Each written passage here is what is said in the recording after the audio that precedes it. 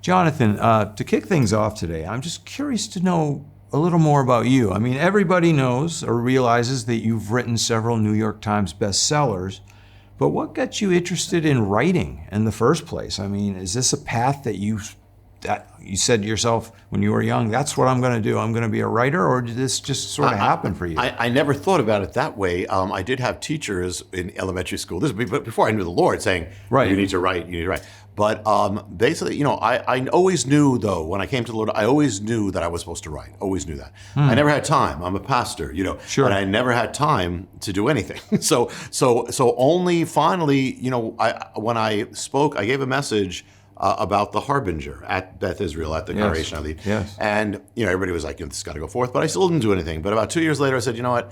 I got a thing saying that this is to be the book. So the first one. So then basically I finally said I just have to make the time, because I realized I will never have the time unless that's how I do books. I have to just make the time. So then I started writing it, The Harbinger, and I wrote it nonfiction first. And then after I finished, I got a leading from the Lord, rewrite the whole thing and do it to put a story in it, so more people, like God uses parables, the more people. So when I rewrote it, I never wrote a book before, it literally just wrote itself. It was the easiest thing I ever did. Every time I sat down, it was a half chapter. Just as soon as I put the prophet in, it just wrote itself. That's literally easiest thing. And that's how it started. But I always knew I was supposed to, though. Now, have your books since then, have they been the same way? They just flowed right out of you, or have they been a little harder? Well, not as easy, because now I have deadlines. Okay. When I wrote that, I had no deadline because I had no publisher. I had nothing. So it was just, hey, let's just do it. It's still, most of the time, The Harbinger and pretty much the books I'm doing now, about 4 months. I start That's usually... pretty fast for a book of that size, yeah, that length. To be. Yeah, and I have to do it in the time I have, maybe a few times a week, 4 hours. If I and working that in with being a pastor and everything else. And everything else. Family. Everything. Yeah, family. And so every book has been about that. I start around January, I finish around, say, April, May, and then it's on the shelves in September. Wow, it's regimented. Yeah, it has to be. Yeah. It has to be to do that. But I always knew I was supposed to, and I never could reproduce the way it happens. I mean, when things come to me, I can never reproduce that. I mean, it's literally God just leading. Right. Yeah. I mean, everyone has come like that. That's so neat. That's so great. So the stories you write are pretty intricate. I mean, they're detailed. They open up the deep mysteries of Scripture. Where do you find your inspiration for that? I think I know the answer. But where's the inspiration come from? And about half the books I use stories. About half of them there's no stories. So it depends. But literally with The Harbinger, it all began. I was at ground zero, and I saw this tree that had been struck down, and something said, there's a mystery here. You have to seek it out. And I started, and then it became the next puzzle piece. Next one, it got bigger and bigger. Sometimes when I needed, the next thing, someone would say something. That would be the next, that would put me onto the thing I needed. So that's the way it happens. Sometimes, with the paradigm, I'm in bed, and this just comes to me. 3 things come to me. My wife is sleeping. It's like, could this be true? Then I get up, I go on my computer and look on the web, and I'm blown away. It's true. So it literally, I'm led, by God's grace. And again, it's something I could never, if I tried to reproduce for any book, I never could. It comes next. That's amazing. Next. Yeah. That's amazing. And God, I mean, what a blessing that is. I'm blessed. But it's a great responsibility, too. Yeah. Oh, yeah. Knowing that. Yeah, and I'm the first one to be blown away. I mean, that's my favorite part, Chris. My favorite part is when it's coming. Yeah.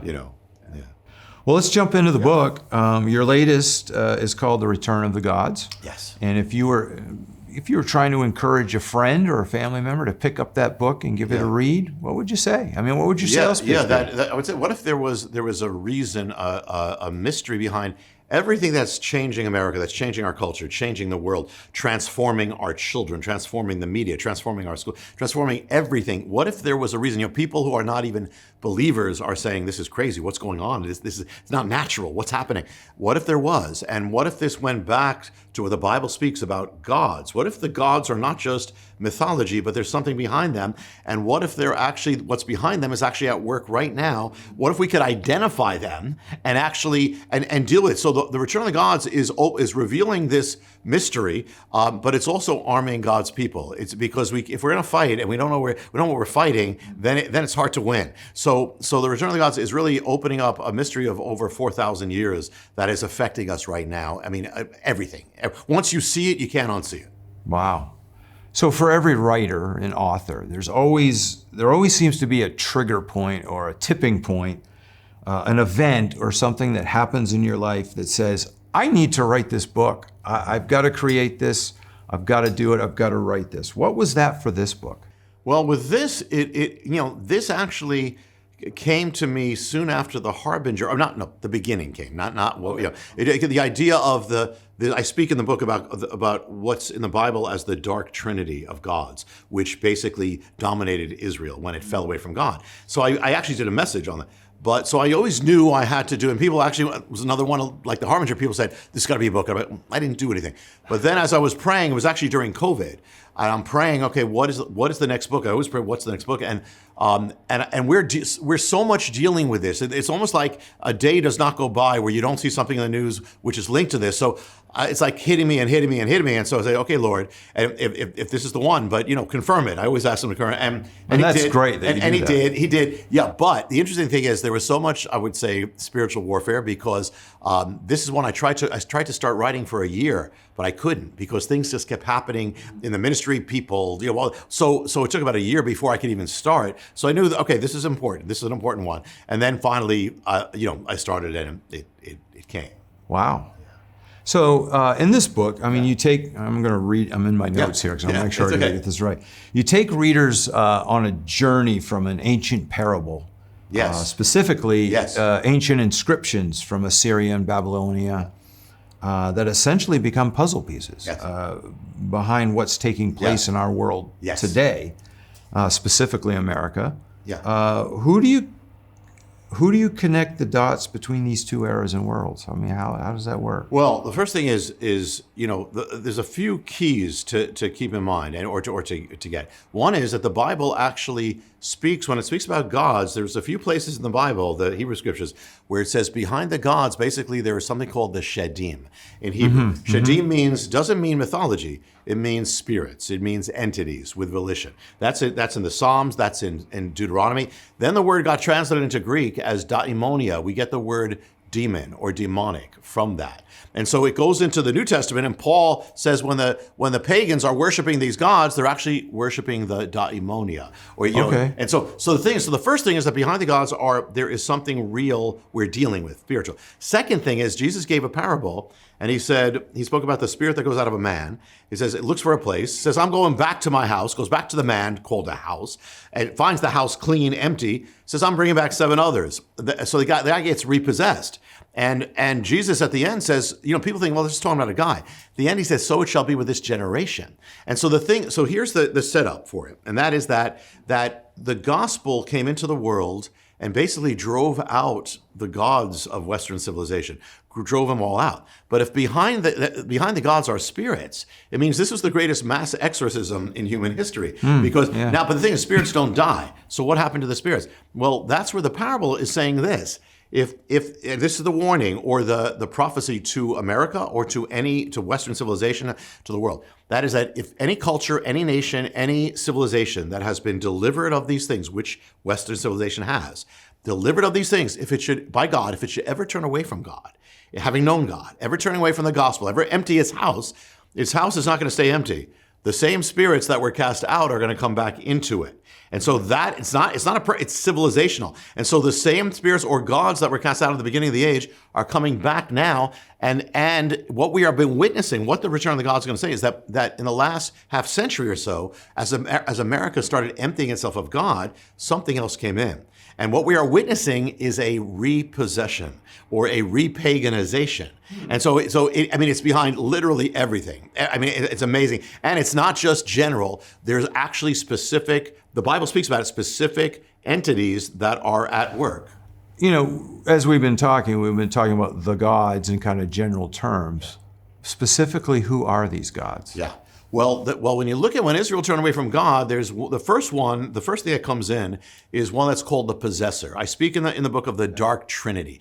This is the first one. Possessor in Hebrew is Baal. We say Baal, but it means master, owner, possessor. So this is the one that came in ancient Israel. Basically, when they opened the door, basically did a few things. I'm doing a real big, a real nutshell version. I understand. And that is as it came in, it number one drove God out of the culture. Okay. Secondly, caused Israel, it says, to forget God. Third, caused them to overturn the ways of God. So in the early 60s, we start divesting ourselves of God. God out of the schools, but the warning that Jesus gave is something's coming in. So what happens is the Spirit has come into our culture. It's literally driving God out of everything. We're all aware of this Spirit. Oh, yeah. Driving on. Also has caused America to forget God, forget it ever knew God. I mean, if you imagine there was an America once where the teachers in the public school system were leading the children in the Lord's Prayer all across America. But, it says you take that out, something else is coming into the school, something else is coming into the children. Well, it's here. And then also has caused us to overturn and also affected us in so many ways. We don't have time to get into it, but has paganized the culture. Even wokeism and so many other things we deal with are part of this. I'll just say one thing is that the ancient sign of Baal was a molten bronze bull. Well, could that appear in America? Go to New York City. You will see the molten bronze bull. Right down at Wall Street. Right there, right near the Harbingers. And it's not that they knew what they were doing, but this is a biblical sign of a nation that has known God, turned away from God, and given itself to the Spirit. So this affected everything. That's the first. That's a quick nutshell of the first of the three. Wow, that's a lot. There's a lot to digest there. So are the gods at this very moment transforming our culture, Yes. our children, our lives, and America itself? Total. Let me. I'll give you a quick thing on the next one. So you can see it specifically with this. Yeah. The next one is a goddess, and this is in the Bible as she's called Ashtoreth. It says Baal and Ashtoreth. Now, but she's all over. You go to Babylon, she was called Ishtar. If you go to Greece, she was called Aphrodite. But this is the goddess of sexual immorality. And she sexualizes a culture. She's a prostitute goddess. She takes sex out of marriage, puts it into the culture. She weakens marriage. Well, look what happened right after we started turning away from God in the early 60s. What happens? The sexual revolution happens. Chris, the Greeks called her, they said, oh, great sacred prostitute. And the word that they used for prostitute, they called her porne. We get the word porn. She actually pornography, the first pornography on planet Earth, what came from her. So you have so much going. And then the third one, this is hyper nutshell. The third one is called the destroyer. This is the one that caused parents to offer up their own children as sacrifices. So look what happens. You have Baal, you have the turning, you have the sexual revolution. At the end of the 60s, you have abortion. And now we are offering up our children. This is a spirit. And the thing is that, Jesus said they come back worse. Israel offered up thousands of its children. We have offered up over 64 million children. And so they come out, and in the book, I actually show how they actually did it, how that's actually replaying in abortion. Let me tell you one more thing that's going to go right to what you're going to, everybody who's watching is going to see what's happening. There was another side to that goddess, the enchantress, and that is that in the ancient inscriptions, she says, I am a woman, I am a man. It's interesting. It says you are the one who turns men into women, women into men. So now what would happen? Crazy. So now if she comes up, what would happen? It's what's happening right now. Blending all those things. She had an ancient priesthood. They were men who walked around her temples dressed up as women. They would dance, and parents would bring their children to see them dance and see them there. And so look what's happening now. She actually took some of the priests of her and she had them surgically transitioned. So literally, and here's another. Just to throw this. Here's another thing: is that she was also the goddess of parades, where men and women would dress as each other and go through the city streets. She also there was one month that she especially possessed, and the month was June. And one of the signs of her was the sign of the rainbow. And this is all there. I mean, we're talking, this is thousands of years ago, and it's all coming around. Yeah, but the thing, Chris, but it makes sense. It's what the Bible says, because God is what drove this out, the power of God. So if you take out God, it's coming back. It just seeps right back. It comes right back. Yeah, and it's not that the people who are doing it know what they're doing. In the book, I actually went through. I mean, each of the original flag of the rainbow, the colors actually links to the goddess. They didn't know that. They don't know what they're doing. They didn't know June was this thing. It doesn't matter. Chris, there have been 3 major Supreme Court decisions institutions that have altered sexuality, ultimately marriage. Yeah. Well, they happened over a 12-year period. Every one of them happened in June. Every one of them happened on the same day, June 26th, which is linked to the goddess. Okay, I wanted to ask you about that. I mean, could this mystery determine the days of Supreme Court decisions? Yes. Wow. The actual days, and it's the days of the goddess. Okay, and I'll give you an example. We all remember when marriage was redefined, and Obama lit up the White House as a rainbow linked to the goddess. I remember that. And the thing is that day on the biblical calendar and the Babylonian calendar is the 10th of Tammuz. That's the date. Now, I looked up in the ancient inscriptions. It says the 10th of Tammuz is appointed to cast a spell to cause a man to love a man. That is the day that marriage was changed. Now, did the Supreme Court have any idea? No idea. But the point is, it's happening. Yeah, it is crazy. It's happening.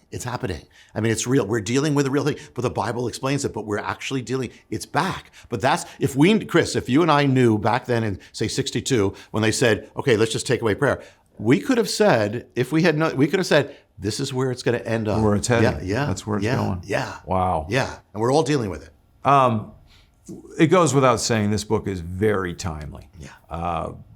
It's just like we've been talking about, everything that's happening and coming full circle, or so it seems. Yeah. I guess my question is, why is right now the right time for the Return of the Gods to be available for people to read? Because listen, we every single person is dealing with it, and most likely everybody watching has people in their life who are deep being affected by this. And the thing is that, and if you notice, there's not one day that goes by where something of this is happening. I won't go into detail. You guys cover it. Target just did this crazy. Oh, I just saw that yesterday. Even 2 years ago would have done satanic it. It's t-shirts. Yeah, it's accelerating. So we're all dealing with it. And the thing is, if you don't stand, you're going to get swept away. You got to stand. And the thing is that what the Return of the Gods is also to arm God's people and to strengthen them, that to know it. So I believe it is so timely. Now, I believe it's going to be more timely because I don't believe it's going to stop except for revival and the power of God, which we pray for. But we have to stand. And I talk, the last part is, what do we do? And how do we stand? I was just going to ask you that. Yeah. Well, the thing is, the interesting thing is that, for most of biblical history, this is what we're dealing with now is not the exception. It was the rule. It's Christian, quote, Christian civilization was the exception, So people always pray, I wish I could live in Bible times. Congratulations. You're in Bible times. We're in it right now. And, Moses dealt with the gods of Egypt, Elijah, the gods of Canaan, Paul, the gods of Rome. It's always that. And the thing is that it's just like the grays are disappearing. And so if the dark is getting darker, that means the lights have to get brighter. And the thing is that these are the very things that produce greatness. For those who will stand, produce greatness. And we got to remember, and I remind people, we have the God. When Moses crossed the Red Sea, he said, Mi chamocha be'elim Adonai, who is like you, O Lord, among the gods. There's no comparison. But the problem is, what happens is, Chris, when these things first come in, it comes in the name of tolerance. So just be open. Once they get a foothold, just like think of Ahab and Jezebel and Baal. Once they get a foothold, it's every knee shall bow. So the idea is to silence, to intimidate everybody. They don't want to say, we can't say anything. No, you have to speak. You've got the power of God. This is your moment. When you think about a movie, what's the most exciting part? The last 15 minutes. Yeah. So God has us for the most exciting part. So this could be the greatest hour, like the apostles, if we rise to it. This is like the book of Acts. Because that's what they didn't deal with the Christian culture. They dealt with this kind of culture, So this is our hour, if we will rise to it. Wow. Yeah. Oh, wow. This is so cool. Cool. Praise the Lord. So after people have read The Return of the Gods, what would you like your readers to get out of that experience? What's your greatest hope for this book? I pray that they give it to people in their lives who are under this, and that's happening. I've heard that, but also that they would be strong, and also if there's anything in their life that is linked to these things, any idol, and that's where there's a stronghold, pornography, all these things we just talked about, anything, get it out of your life. Like Gideon, before he could become the hero, we know he had an altar in his backyard, a Baal. Got to smash that altar. Deal with that thing, and God is going to anoint you. God will use you, and be strong.